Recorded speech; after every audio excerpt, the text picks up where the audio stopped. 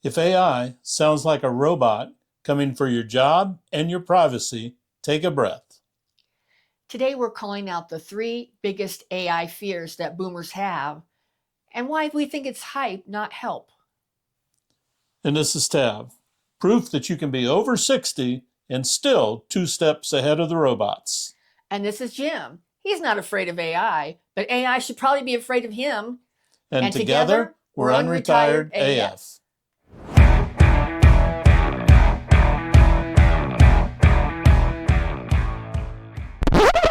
Well, hello and welcome to today's episode of the Unretired AF podcast, the podcast created especially for the over 60 rabble rouser crowd.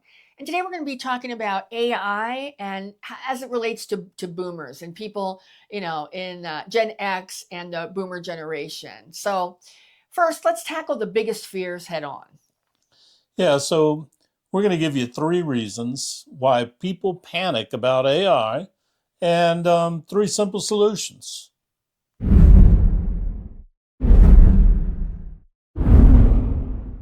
Well, we know that our world is full of tech, especially AI. Right now, AI seems to be all the rage. And I think sometimes our generation is a little intimidated of it or feels a little bit behind the times.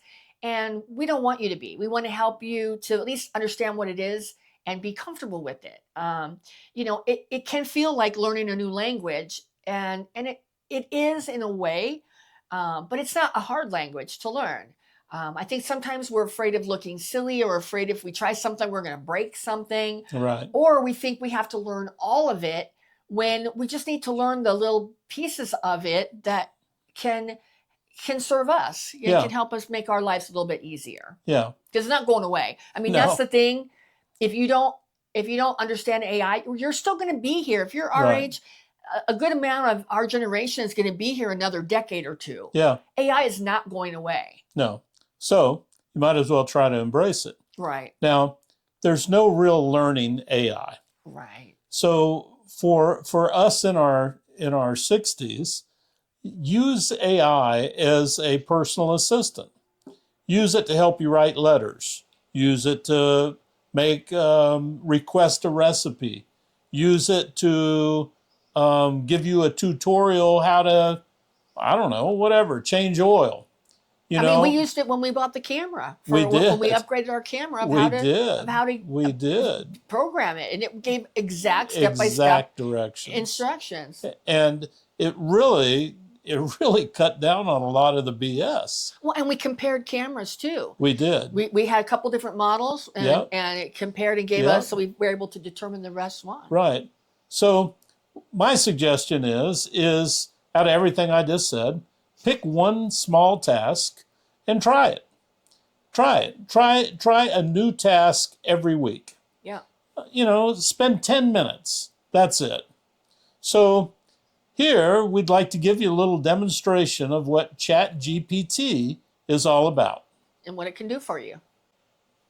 All right, this is what ChatGPT looks like. You just go into chatgpt.com and we're going to ask it, we just type right in there like I'm doing there. Please write a thank you to my neighbor for shoveling my sidewalk and driveway. When you complete that sentence, just click the little up arrow right there. Okay, well, this is coming up because I'm not signed in. That's okay. Just click stay logged out. So you don't even have to be signed in. And here it gives you a simple note that you could copy and paste into an email or into you could write it out onto a thank you card. And there you go. You can edit it however you want, but that's going to give you an outline. Oh, so I'm going to talk to you about writing a short letter to the city of Springfield about a street light that is not working. So you wanted to send a letter to the city the city, yeah, and this is going to be at Main and 7th Avenue, and it needs to be replaced. Well, and the prompt is important. Yeah, the prompt is important. So this is a letter, a formal letter to the city of Springfield. Again, it gives all the details. It gives your name, your address, your contract, You can just and copy and paste it copy and paste it. Yep. into an email or whatever. Okay. So now we're going to ask for the ChatGPT to create a shopping list of everything that we would need to buy if we were going to make a spaghetti dinner. The whole thing with spaghetti, with salad, with garlic bread, and this is just an idea of some of the things that you can do with ChatGPT. So you're going to put in, and this is called a prompt. What you're typing in here is called a prompt. So then that prompt is gonna the output on it is gonna be and it's giving us some more nonsense. Don't worry about that. It's gonna show us everything that we need to buy. Yep. And you can copy and paste it and print it out. Take it with you to the grocery store. You saw how fast that was. Yeah. So here's one. Can you tell me a clean joke? So there's a joke. There's a joke. Why don't skeletons fight each other? Because they don't have guts. Well, and this is another one. We're going to ask it for the top songs that were back in 1976 Ooh. in the rock and roll genre. So you can just ask it for anything you want to know. And when I type this in, look at these songs. Look at Can all you believe those that great came songs, out in the same man. year? Wow. Bohemian Rhapsody, More Than a Feeling, Hotel California, Dream On, The Boys Are Back, TNT, all kinds of great songs. So that's just something, if you want to know, Yeah. you can just ask it. So that's the type of things you can do. So now we're going to ask it if we can have a complete recipe for making chocolate chip cookies, my favorite. And there it is. And it's going to give you... Tells you everything that you need, everything to do. Yeah. Gives you your oven settings, the whole 9 yards, man. Yeah. So that's a demonstration, just a real brief demonstration of what it looks like using ChatGPT for real. So you can see that. And if there's interest, if you guys would like me to do a short little class, that's something I can do and put in our school group, which is free to join until November 1st. Nice. All right. So maybe we can learn it. Doesn't seem like it's that hard to learn. It isn't. No. But is it watching us while we do? Well, let's talk some privacy.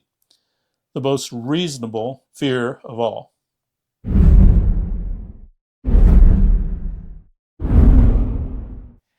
Well, you've probably heard about deep fakes. I mean, deep fakes are when AI is used to make a person who's a real person do or say something, and it looks really real. Yeah. And that's being used a lot for deceptive and nefarious purposes. Another thing is phony voice calls. So, they can imitate someone's voice. So you can actually get a phone call or a voicemail left on your phone that sounds like it's from someone that maybe is famous. Maybe it's somebody you follow. Maybe it's a politician. Maybe it's, somebody that you would be, and they could probably even, spoof your family's voice if they wanted to. Yeah. And phony emails, I think we've seen a lot of phony emails, and we've talked about that before. A lot of times they're getting your personal data from some of the data breaches that are happening, and using AI to be able to, flood out everybody's email boxes with this crap. So just be careful about that. It's a minefield out there with that kind of crap. Also, when you're in these chat bots, which is like we just showed you with ChatGPT, it has the ability to upload things. So a lot of times seniors are uploading things. Like you could take, let's say you get an invoice or a bill from your power company, and you don't understand it. You don't understand what the different charges are, or whatever. You can actually scan it in and upload it to ChatGPT and ask it to analyze it, and it will give you the info from it. And I think that's probably fine. You can also redact it before you do that. You could redact, and I do that too, just to get a marker before you scan it in. Just mark out your personal information before you scan it in, so that way that's not going to affect the analyzing of it, right? Whether your personal information is redacted. So do that, and just make sure that anything that you are uploading, that you do redact it. that you, let's say you get a letter from your insurance company. Let's say you get a renewal. We've talked about that recently. They can be really freaking confusing. Yes. Redact your information, your personal information out, scan it in, and upload it into ChatGPT and ask, Yeah. what is this saying? What's actually changing in my policy? And it'll tell you. But just be careful. Anything that you upload, that you do redact your personal information, and any photos that you upload into ChatGPT, make sure that it's not something that you wouldn't be comfortable with showing in public. Yeah. Because, and there probably, if you go into the settings, I believe there's a setting in there that you can opt out of having your information being used to train. Because right now, AI is new. And these are these large language models, which is what ChatGPT is. It's called LLM, large language model. Yeah. And they're being, all of the stuff, the reason they're free is because they're using all of our information to train it. Which, as long as it's redacted, it's not, having our own personal information. I think that's fine. I mean, everybody has to make that decision for themselves. I'm comfortable with that as long as I redact information out of it. So just be careful, because one wrong click and you can get your information can be exposed. Yeah. Yeah. So let's talk about some simple rules for big protection. Yeah. Now, on any kind of chat GPT, you would never, ever want to share your social security number, your bank account number, your savings account number, your credit card numbers. You just don't do that. Your IDs. Your ID, right. As Tab mentioned a minute ago, this chat GPT is so smart that using quote unquote family emergency calls to get you to do something. Well, that's not ChatGPT that's doing that, though. It's not? No. It's the nefarious AI. I got you. Yeah. I got you. Yeah, no. ChatGPT is not doing anything bad. So if you think there is a problem with that, call them back. Hang up on that and call them back directly. So you're saying it's like a spoofed family emergency call, and it sounds like your spouse, maybe. Yep. So you call them, you hang up and call them back. Right. Okay. Yeah, that makes sense. So the biggest breakthrough, and I'm going to call it a breakthrough, is the two-factor authorization. Right. So what, security measure? For security measure, right? Okay. Which I use it on my bank account. I use it on my my stock trading account. I use it, hell, on Amazon I use it. Yeah. And what that does, I don't know if you're familiar with it, but it forces you to respond with a number. Right. Which I'm assuming is encrypted. It's an encrypted number. I mean, they send it by text, or they send you an email with the number, with the code. So you have to have possession. You got to have possession of either that phone device, or that email account. Yeah. That is the best security we have going for us right now. Yeah. So use it. Yeah. Use it. Don't be afraid of that kind of stuff. Right. That's there to help you. Yeah, because if somebody's trying to spoof your account, let's say they're in a let's say, like, there's a lot of problems with Russia, with people from Russia trying to use your account or something like that. It's going to send a code to you. So that's how you know if someone's doing something. Right. If you get a code that's texted to you or emailed to you that you didn't request, you know that someone's trying to break in. But if you have that two-step authorization, it's going to protect you. And like Jim, I do it for all my financial accounts, and even accounts where I've got my credit card details in, if they allow it. And one thing too that you can do, this is just a separate thing, but I always opt out of having my credit card information saved. When you purchase from somewhere, and they'll say, do you want us to save your account? Right. Or even the computer, do you want us to save your account so you don't have to type it in again? I always say no. I much rather type it in again. Right. So anyway, there's a few accounts that I need to change on that because I got lazy and haven't done that, but that's it. Well, and it depends too, because a lot of them don't keep the whole card. Right. And they also don't keep the security code. Right. So you just have to, weigh it out, because just understand, if any of these places have a breach, you just want to make sure that they're not going to get any, people aren't going to get anything that is, that's going to harm you too much. Right. Okay. So, we've got to protect ourselves on all this. Yeah, it's great technology. Yeah. But we really need to protect ourselves. Well, and there are protections. So, we're saying your fears are justified, but understand there are protections that are every day they're increasing those protections to stay ahead of the scammers. Yeah. So it's something definitely to keep in mind. And your bank and all that, they will alert you when there's a new method of security. For you to do. Just be careful if they email you that you don't follow the link in the emails from a bank, because your bank isn't generally going to send you something like that. No. That's another red flag. All right. Well, and we know privacy can be managed, but what about the big one? Yeah, the big one is that the fear that AI is going to replace humans entirely.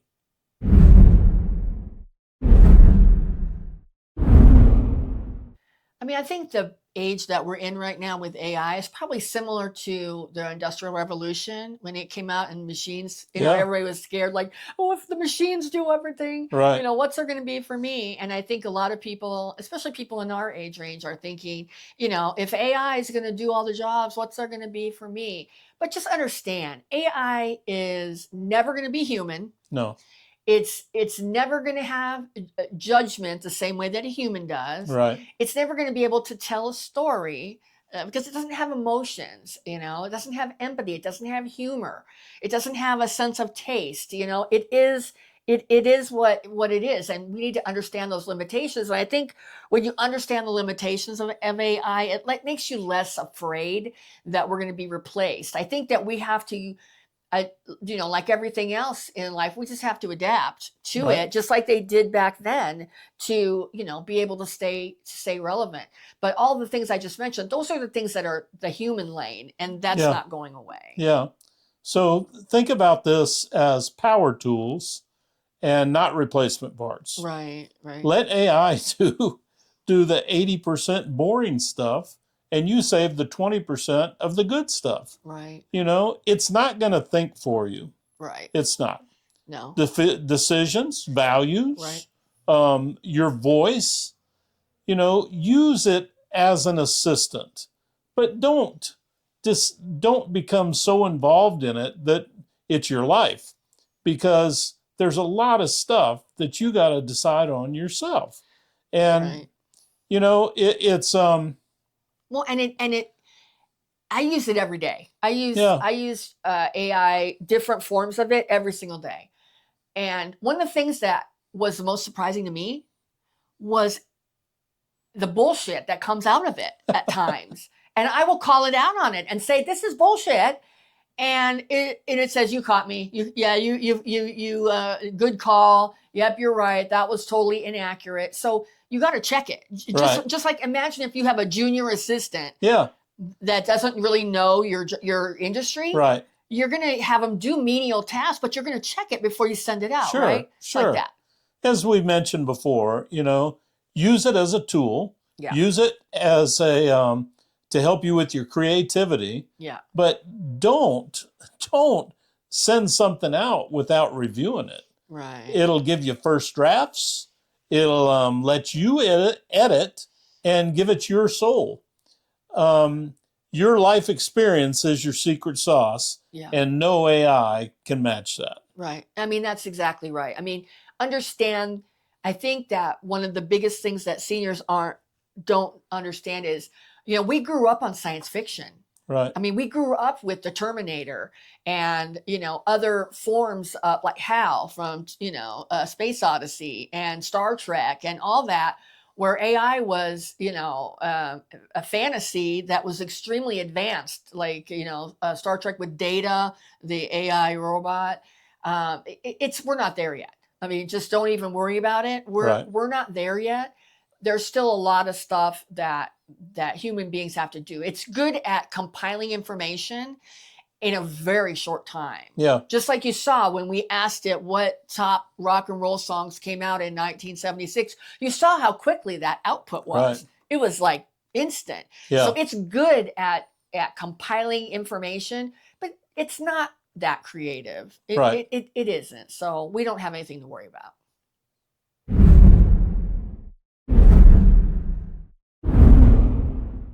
I mean, we all know that anytime we're afraid to do something, the more we do it, the more that fear dissipates and goes away. This is Sure. no different than when we first got our first, Windows computer. Right. And that was a little bit freaky, Right. That was probably a bigger learning curve actually than AI is.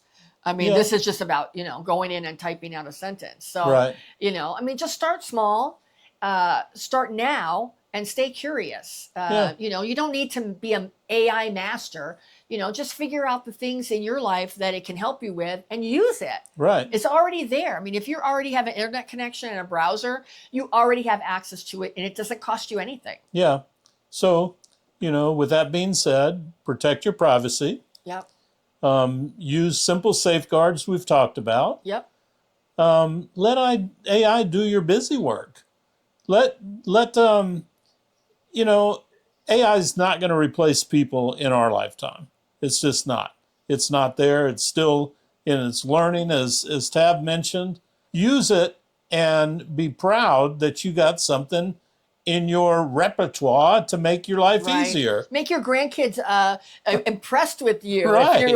if you are using AI and it will help your life. Honestly, Yeah. it will help your life. It's not going away. So Nope. a lot of people are like, I'm just not gonna get involved with that AI. And like, can you imagine if people said that about the internet? Oh, Which they right. did. Remember, They people did. said, I'm never gonna shop online and put my credit card information Right. online.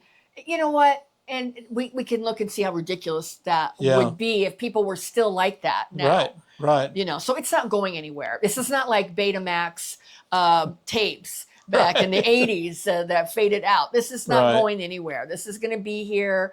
So it's best to learn it. You don't have to become an AI master, but it's best to No. learn it.